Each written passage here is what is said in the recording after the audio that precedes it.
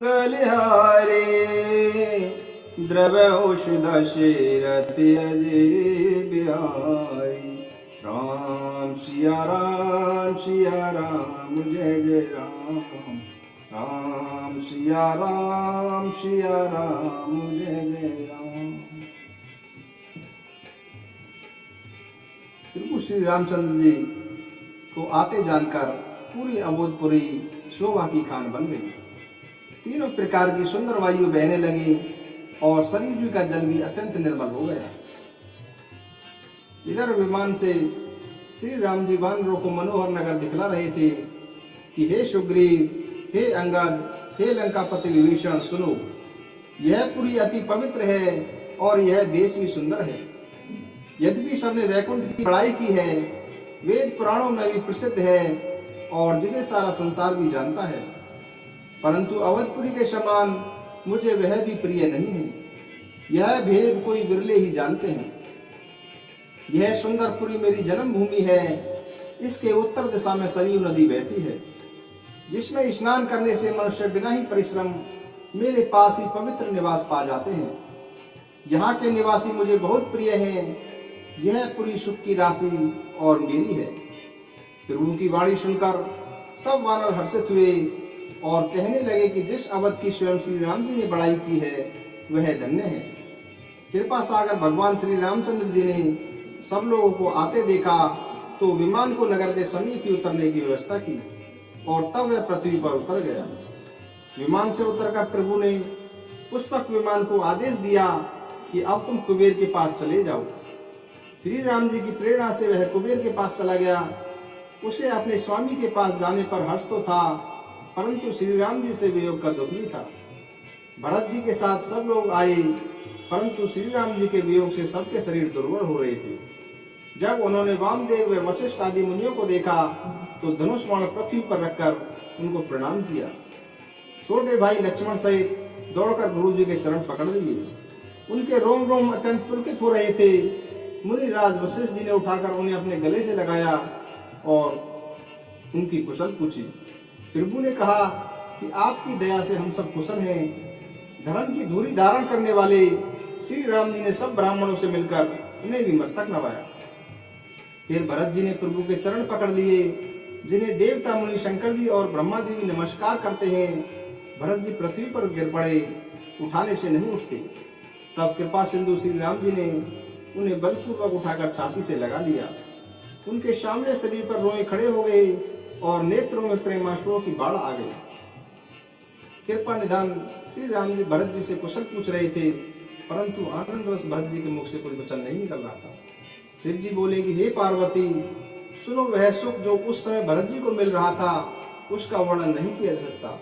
वह मन से भी परे है, उसे वही जानता है जो उसे पाता है।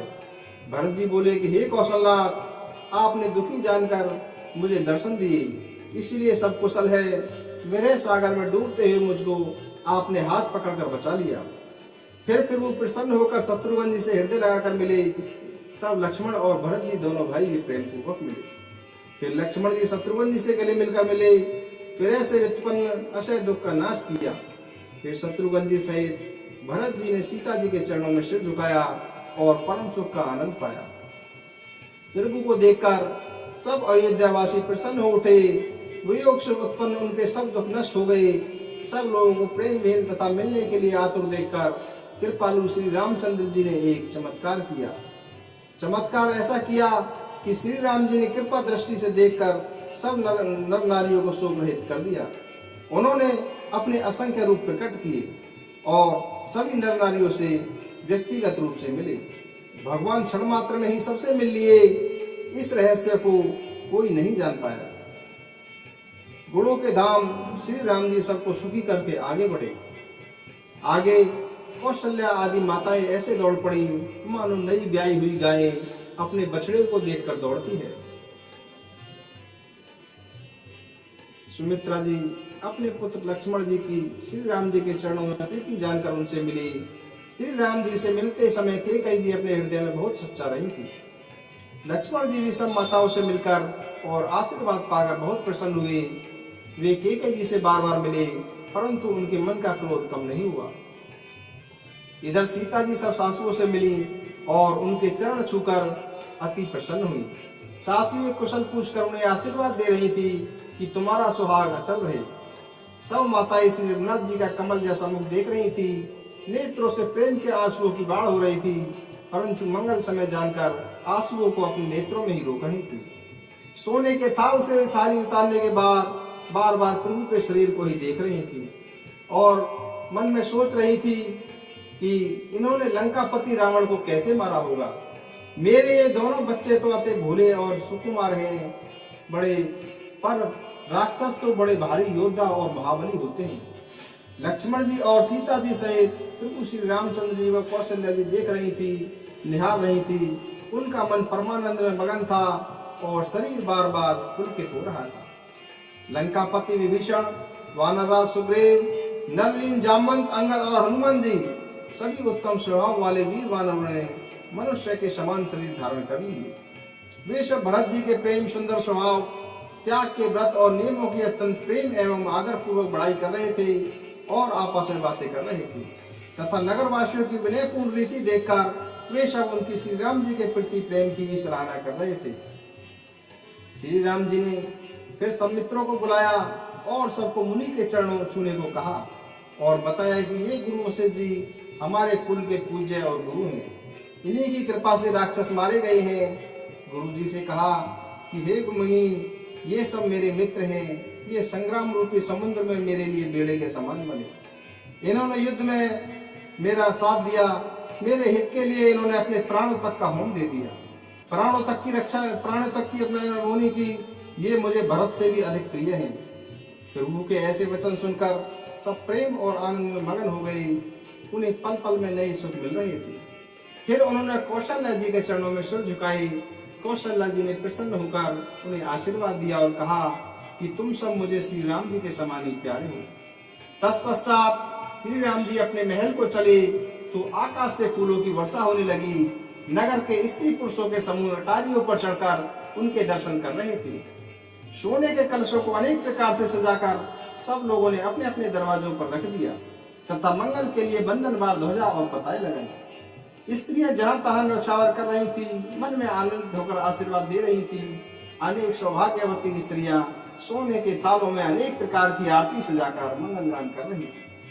वे दुखों को नष्ट करने वाले और सूर्य को रूपी कमल वन को प्रफुल्लित करने वाले सूर्य रूप श्री राम जी की आरती कर रही थी। नगर की शोभा, संपत्ति और कल्याण का वेद शेष और सरस्वती वर्णन नहीं कर सकती, फिर मनुष्य उसका वर्णन कैसे कर सकता है। अनेक प्रकार के शुभ शकुन हो रहे थे। आकाश में नगाड़े बज रहे थे। नगर के पुरुषों और स्त्रियों को अपने दर्शनों द्वारा कृतार्थ करके भगवान श्री रामचंद्र जी महल की ओर चल दिए। शिव जी कहते हैं कि हे भवानी, प्रभु ने जान लिया कि माता कैकेयी अभी भी लज्जित हो रही थी, इसीलिए वे पहले ही उन्हीं के महल में गए और उन्हें समझा बुझाकर अपार सुख प्रदान किया। फिर श्री हरि अपने महल की ओर चल दिए।